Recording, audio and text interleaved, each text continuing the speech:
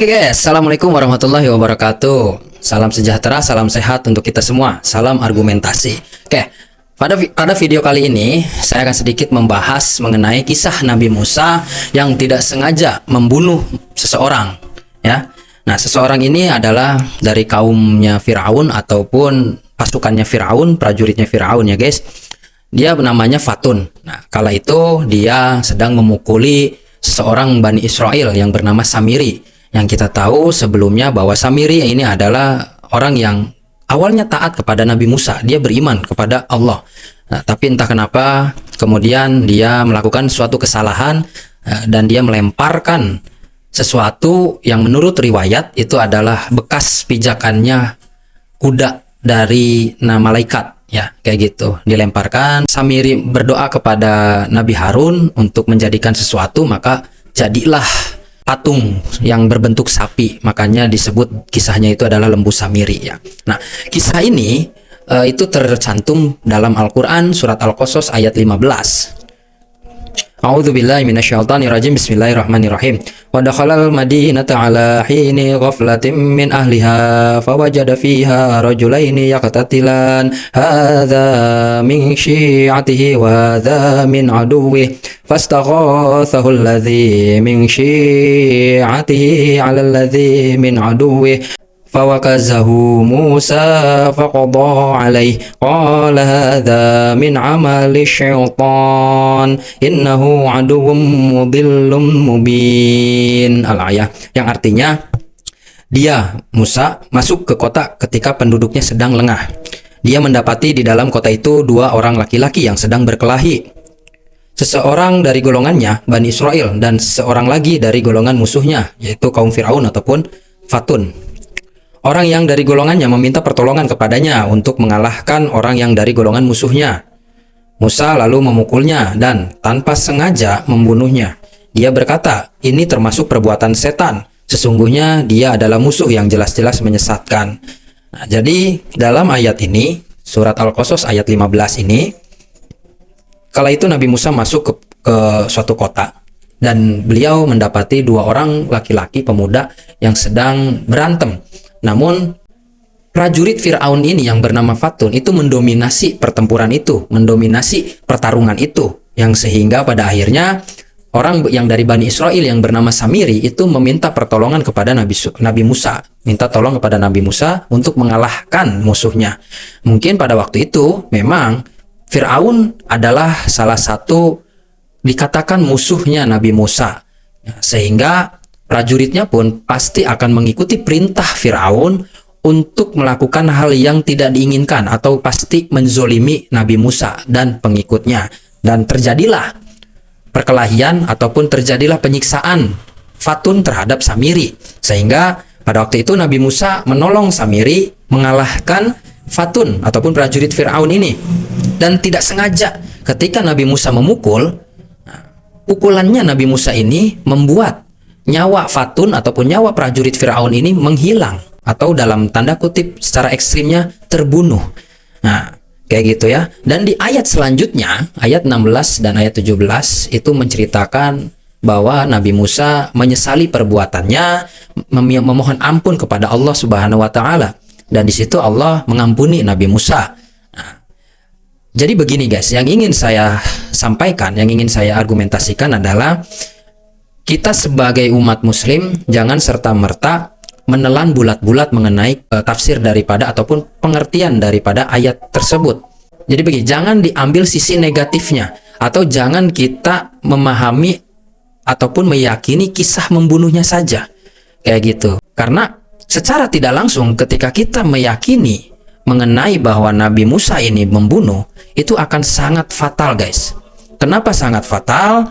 Karena itu akan sedikit menggoyang iman kita. Kenapa demikian? Karena secara tidak langsung kita itu seperti menghina, kayak gitu loh. Seperti kita meyakini bahwa Nabi ini melakukan sesuatu yang dosa besar gitu, melakukan sesuatu yang dosa besar, kayak gitu. Nah, yang ingin saya sampaikan adalah bahwa kalaupun Allah memberi hukum, Allah membuat hukum bahwa hukum membunuh seseorang itu adalah dosa besar, kayak gitu. dan itu tidak boleh dilakukan. Nah, ketika hukum ini dibuat dan hukum ini dilanggar, itu hanya Allah dan atas perintah Allah itu boleh dilanggar. Kayak gitu. Yang seperti yang tertera dalam ayat ke-15 surat Al-Qasas, sudah jelas. Kayak gitu. Itu suatu kronologi atas dasar perintah Allah. Kayak gitu. Dan di sini juga kan ada keterangan bahwa sesungguhnya dia adalah musuh yang jelas-jelas menyesatkan. Nah, ingin memberitahu bahwa ketika seseorang membunuh seseorang, itu hakikatnya perbuatan setan. Dikatakan perbuatan setan apabila perbuatannya itu murni atas dorongan nafsunya, atas dorongan bisikan setan. Ketika seorang manusia melakukan itu, ya, atas dasar nafsunya, emosinya, itulah perbuatan setan. Tetapi ketika seseorang ataupun ketika seorang nabi melakukannya, itu atas dasar perintah Allah, Allah mengizinkan, kayak gitu. Dan bahkan ketika itu perintah Allah, seorang nabi itu tetap merasa menyesal dan tetap memohon ampun kepada Allah. Seperti itu. Jadi jangan kita telan mentah-mentah menafsirkan ataupun meyakini bahwa kisah ini hanya sekedar bahwa Nabi Musa itu pernah membunuh seseorang walaupun tidak sengaja, kayak gitu, walaupun secara tidak sengaja, kayak gitu. Tapi harus kita yakini bahwa ini merupakan kronologi yang sudah Allah sediakan, yang sudah Allah buat. Ini adalah rencana Allah, kayak gitu. Dan lagi alasan yang sederhananya adalah bahwa ini merupakan suatu pembelaan dari seseorang yang sedang dizolimi oleh musuhnya ataupun oleh seseorang yang menjadi musuh Nabi. Kayak gitu, dikatakan itu adalah pasukan ataupun prajuritnya Fir'aun. Nah, kenapa saya tidak memasukkan kisah ini pada video short saya? Itu karena saya agak sedikit ngeri gitu mendengar kata-kata membunuh itu, kayak gitu. Walaupun itu ada dalam ayat Al-Quran, kayak gitu. Karena apa? Kekhawatirannya ketika ini diceritakan, ketika ini disampaikan, khawatir menjadi salah sangka ataupun salah persepsi, salah menanggapi gitu loh. Jadi sekali lagi saya tekankan bahwa peristiwa Nabi Musa membunuh Fatun ataupun membunuh prajuritnya Fir'aun itu adalah atas dasar perintah Allah. Kayak gitu, karena pada waktu itu umat Nabi Musa sedang menghadapi musuhnya.